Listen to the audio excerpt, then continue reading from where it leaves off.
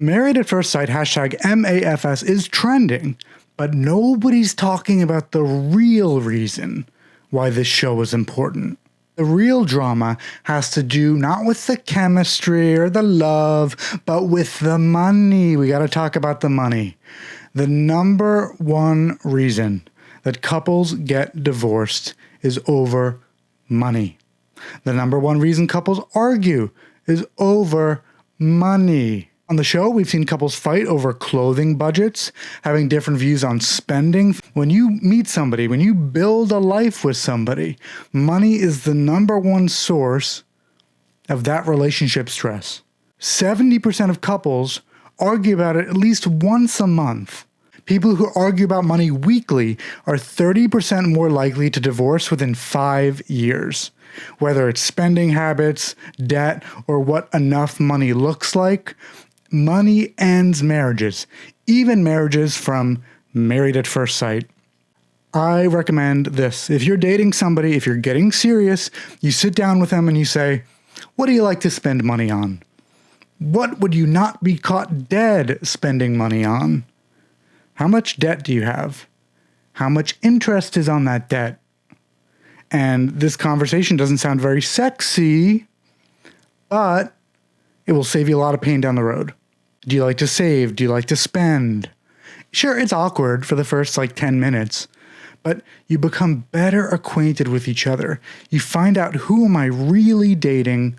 What do they really want? Are they into collecting Pokemon cards? Okay. Are they into traveling? Are they into fancy meals?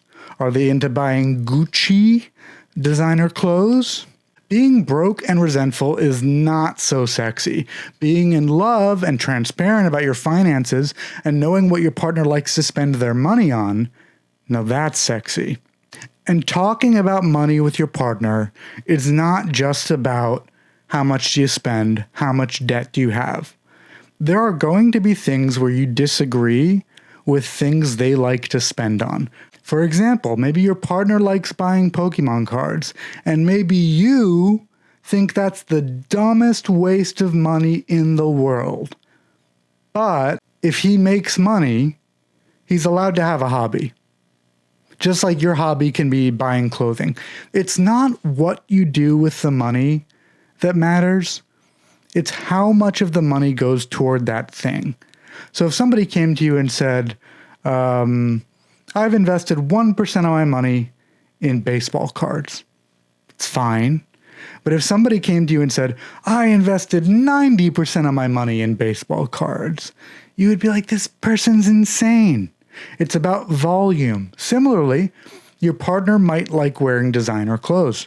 Okay, if they buy themselves one nice designer suit a year, that's okay. But if they're buying designer clothes every single week, if all their money's going toward designer clothes, maybe that doesn't align with what you're looking for in a partner. Let's go through a classic money argument that couples have. We'll do a little role play.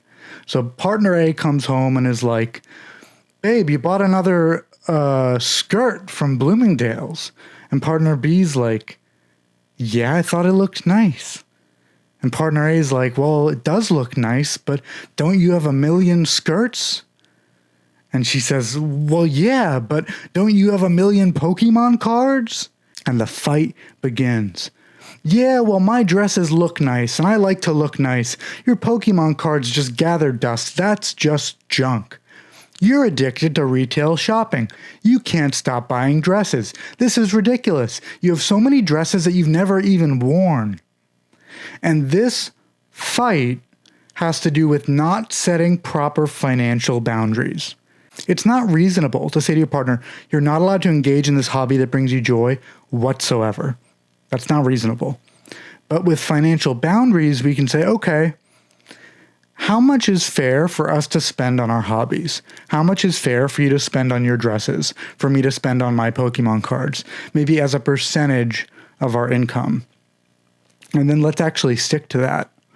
And if you can't do that, if you and your partner can't agree on budgets for your discretionary individual expenditures, then The solution I go back to is don't combine your finances. If you can't communicate financial boundaries and stick to those financial boundaries as a couple, you shouldn't combine your finances. If you want to sleep at night and not worry about like, oh my God, is she spending all my money on dresses or is he spending all my money on cards? Then don't combine your finances. Let the other person spend their hard-earned money on what they want, and you spend your hard-earned money on what you want, and then stop judging each other for whatever you're buying. That's it. I think one issue with relationships is resentment comes in when the money is combined. We say, this is our money. And then one person says, well, you're wasting our money on dresses. You're wasting our money on Pokemon cards. You're wasting our hard-earned money. And let's be honest, this can be even harder when one of those people makes a lot more money. If I'm making $50,000 and I'm with somebody making $100,000, but I'm the one buying all these dresses, it can't be a surprise. It can't be a surprise if they become resentful because they think I'm making more money, but you're spending more of it on things that are just for you, on things that are selfish. So when it comes to love, the real love language is not physical touch. The real love language is not acts of service. The real love language is, let's talk about money. Let's be responsible. Let's set some boundaries. And if we're not comfortable combining our finances, let's keep them separate.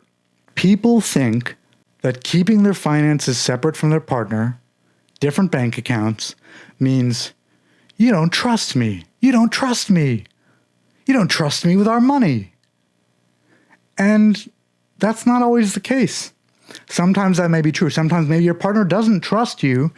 It could also be that your partner grew up in a situation where there was a lot of money scarcity and they have anxiety about losing money. It could also be that your partner is responsible in many ways, just not in this way. With relationships, people are like, either I trust them with everything, or they've lost my trust, I don't trust them at all. You can trust your partner to be a good husband, a good father, a good friend, but maybe not good with money. Because being good with money is a skill and a discipline that is totally separate from being a good boyfriend, from being a good husband, from being a good father. You can be good at all these things. You can be a good boyfriend, you can be a good husband, you can be a good father, and you could still be bad with money. And that is a perfectly reasonable excuse to keep your finances separate. So whether it's married at first sight, married for 10 years, or just started dating, you need to figure out, what do I like to spend? What do they like to spend? How much do we each like to save? And does it make sense for us to combine our finances or to keep them separate? You're not business partners. You don't need to agree on every single transaction. You just need to be able to spend the money in a way where you don't end up resenting the other person, which for some people is, let's keep our money separate and you do what you want. And for some people, it's, let's combine our money, but we gotta stick to some guardrails. One more thing I'll say is, when you enter a relationship and you combine your money, there are transactions on your statements that you didn't make. As a single person, you know what you spend your money on. You know what I mean? Like if you're single, if I'm going to like Chipotle every day, I know that I'm going to Chipotle every day. I'm not going to wake up one day and be like, oh my God, what are all these Chipotle charges? But you're probably not auditing your credit card statements every month, every day. And maybe you shouldn't. But if somebody else spending on your card gives you anxiety, then don't combine your finances. You want to be able to go to your partner and say, hey, can we have a GMC? Can we have a GMC? Can we have a good money conversation right now? Let's talk about it. Let's put it out in the open. Let's just have a conversation about it. And you know what? You don't need to share everything to stay happy. You don't. Like, if you have separate bank accounts, if they want to waste their money on things that you think are dumb, then let them do that. And just make it clear to them, like, I'm not bailing you out of this. If you have an emergency operation, hospital bill, car accident, I got you, babe. Like, I'm going to take care of that. And there's some things you can say to your partner that make for a good money conversation. For example, you could say, listen, I love you. I trust you. But because of the way I grew up, because of my parents, because of my own insecurities, I like to keep finances separate. Boom, mic drop. That's a hard thing to say. That's a really hard thing to say. Or maybe you'll say to them like, hey, we combined finances, but you spent, 30% more on dresses this month than you said you would. I'm not really comfortable with that level of unpredictability. I still love you. I still trust you. But when it comes to money, I'm not comfortable with that kind of volatility. And I'd like for our finances to be separate and still have a healthy relationship. Or maybe you say to them, hey, last month you said you would spend money on one dress, and you bought 10 dresses. And I love you and I trust you, but I can't stomach that kind of volatility financially. It makes me uncomfortable, not knowing how much money is leaving my account. And for that reason, I love you. I want to stay together, but I think we should separate our finances so we don't have fights about this. I think we should separate our finances so we're each happy. You could also say to your partner, I don't like spending so much money on takeout. I'm going to cook more often. Would you like for me to cook for both of us, or would you rather continue to get takeout? Because you can't change somebody else's behavior. You can't. Like, you're not going to change somebody else's behavior. They have to want to change their behavior. And when you come into these GMCs, these good money conversations, what makes them so good is you're coming from a place of love, of trust, and of advocating for your own needs and boundaries. So you don't come into that conversation saying, you spent all of our money. You wasted all of our money. How much of my money did you spend on dresses? That's not how you come into a good money conversation. You come in and you say, here are the facts. I'm not comfortable going over budget. And we've gone over budget 3 out of the last 4 months. And for that reason, for my own mental health, I want to separate our finances so I can feel more comfortable not seeing my account go over budget. And maybe they come back to you and they're like, I can't believe you. You don't trust me.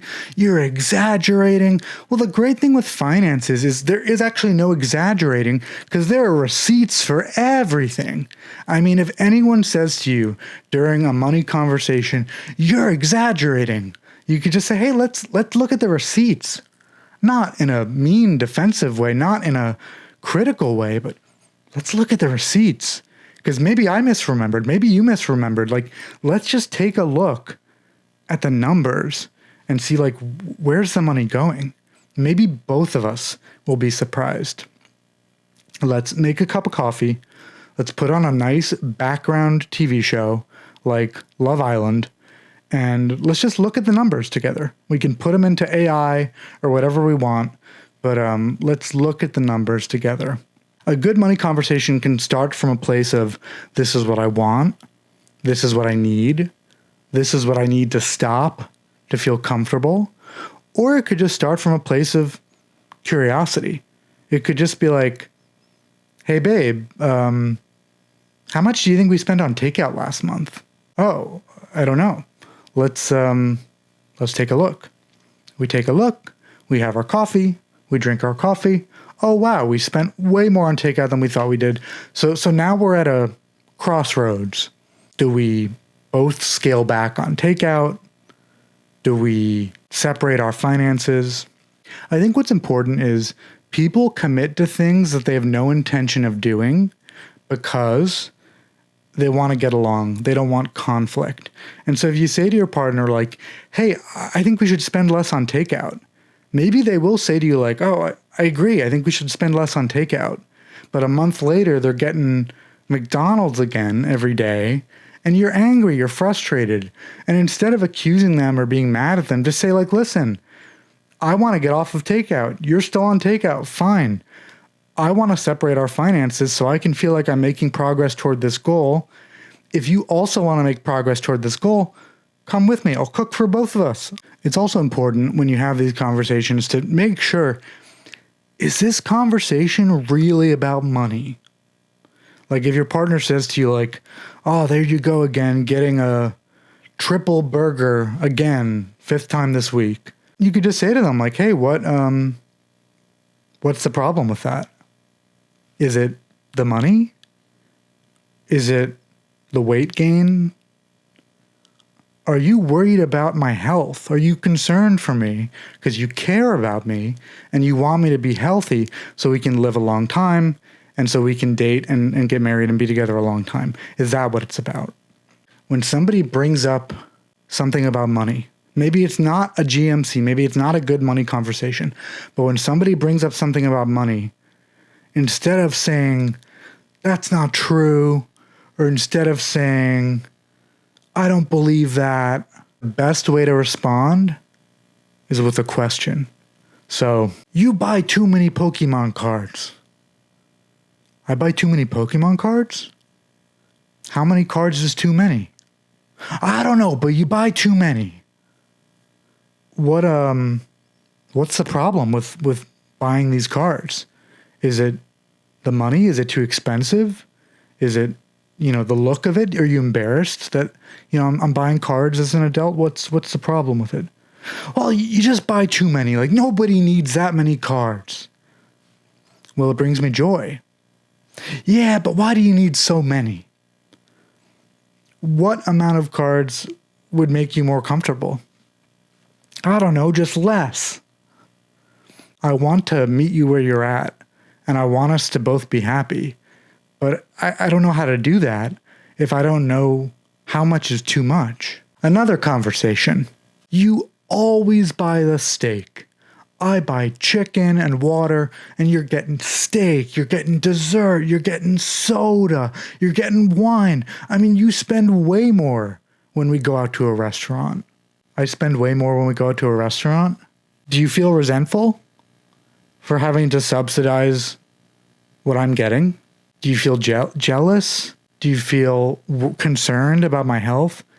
What is it about me getting more expensive items at the restaurant that's, bothersome? And this is good too. Instead of saying to somebody like, hey, what bothers you? It could just be like, what's bothersome? It's not about you. It's just what's bothersome about the activity. And then they say like, you're wasting all of our money. You're buying all these steaks. Would you feel more comfortable if I paid for my items and you paid for yours? No, we're a couple. We're supposed to share credit cards. We're supposed to share credit cards? Yeah, of course. Well, what would happen if we didn't? Well, if we didn't share credit cards, it would mean we don't trust each other. Trust in terms of what? Like spending, like money. So you think I'm going to spend more on food than I say I will? Well, yeah, you'll spend more than I'll spend. Yeah, but I'll spend more than you spend anyway. Like I plan on getting more expensive items. If we separate the finances, you don't have to go over budget. You don't have to subsidize me. And I don't have to feel guilty about getting the items that make me happy. Yeah, but even if we separate our finances, you just waste money. I hate how you spend money. I'm sorry to hear that, but I work hard. And just like you, I make money and I want to enjoy some of my money. And this is one way that I enjoy it. I'm not willing to give up eating nice dinners, but I'm more than willing to separate the finances so you don't have to bear the burden of me kind of getting more items at the restaurant. That's a compromise I'm willing to make. Is that fair? And this is a good question too. Is that fair? You can only get one dress a month. Let's change that. What about one dress a month? Is that fair? Or what about, okay, let's say you spend $50 a month on Pokemon cards. Is that fair? Do you need more? A little more than that? And then you can discuss and you can figure out like, where do we land? It's also worth noting people think of money in different ways. Some people think of money in absolute terms. Like to some people, $100 will always be a lot of money. No matter how much money they have, like in their head, they're like, $100, that's expensive. Some people think of money relative to their friends. Like, oh, well, our friends are going to Hawaii, so we're just going to go to the beach. Some people think of money in terms of how much am I spending relative to how much am I making relative to how much is in the bank. Thinking about money in terms of a percentage of your earnings and a percentage of your savings is a very healthy way to think about it. Because if you say to yourself, I'm going to spend 2% of my money per year on hobbies, then when you're making $100,000, you can spend $2,000, no guilt. And when you're making $200,000, you can spend $4,000 with no guilt. Another thing that happens in relationships is you meet when you're young, you don't have much money, you grow older, you suddenly have more money, and people's money habits change. Which is why it's perfectly fair to say to somebody, hey, we combined our finances, but things have changed. We make a lot more money than we used to. Looking at these numbers, it looks like you're spending a larger percentage of our money than you used to. I'd like to separate the finances. I'd just feel more comfortable if we separated them. You don't trust me? No, I trust you. I love you. But I don't want to be your business partner. I want to be your partner. I want to enjoy life with you. I don't want you to feel guilty about spending. And I don't want to be the bad guy telling you you can't have things. I want you to have the things that you want to have while protecting my need for financial security. Like these are little nuggets, little phrases that you can use to talk to your partner about money. And sometimes you need to fall on the sword. Let's say you're looking at the finances together and your partner's like, oh my God, you spent $100 on whiskey. Your instinct might be, oh, she's being over dramatic. How could she say that? But you could take a step back, you could take a breath, and you could say, you know what? I did spend $100 on whiskey. I'm okay with that. I think it's a fair price for a nice bottle of whiskey, and it's something that makes me really happy. And if you're not comfortable with that, that's perfectly fine. I'd love to keep our finances separate so you don't have to worry about me, and so we can just be in a partnership and not a business partnership.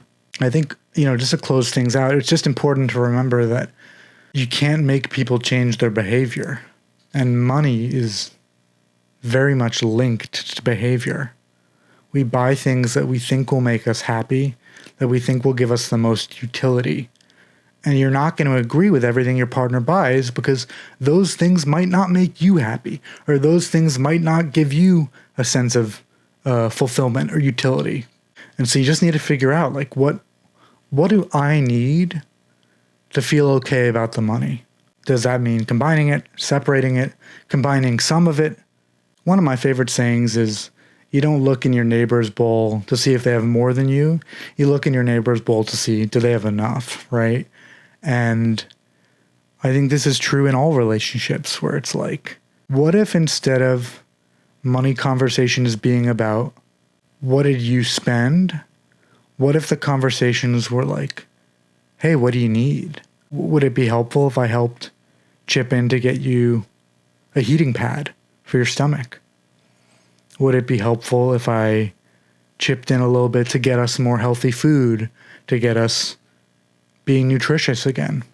People think of money as a tool for themselves, but you can also think of it as a tool to help your partner. And instead of saying, I'm going to give you all my money and I'm going to trust you with all my money, you could say, hey, this is my money and I need to keep this money close to me because of my own financial insecurities. But if you're ever in need of money, if you're ever struggling, I want you to know that I've got your back. Last thing I'll say is these conversations can feel awkward because you've probably never said these things before. You've probably never said to somebody, I don't feel comfortable going over budget every month. You've probably never said, I don't feel comfortable paying interest on debt that I didn't take out. But we're a team. We've both got to pay off that debt. I don't feel comfortable with that. You might think you're a jerk for asking to change how you manage your finances, but you're actually a jerk for not communicating what you need to happen to be okay with finances, so you can focus on being a good partner and not just on being a financial advisor. I'll leave us with this. If your partner says, I don't like you wearing my clothes. I'm gay, so it's different. But if your partner says, I don't like you wearing my clothes, it's a fair request, right? If somebody said to you, I don't like you wearing my clothes. But how is that any different from I don't like you spending my money? We give people a lot of respect when it comes to physical things. I don't like it when you bring my iPad to the gym because I worry that it'll get damaged. Okay, that's fair. I don't like it when you use my computer and you don't charge it. Okay, that's fair. As a couple, we are combining our time, and so it's inevitable that we're combining to some degree our resources. But we still need to maintain healthy boundaries and say, what's yours is mine, what's mine is yours, but what's mine is mine, and what's yours is yours. And you don't owe me anything. We just give each other things out of kindness and love when it makes sense. And maybe we don't give each other things when we need that boundary and we need that sense of personal security.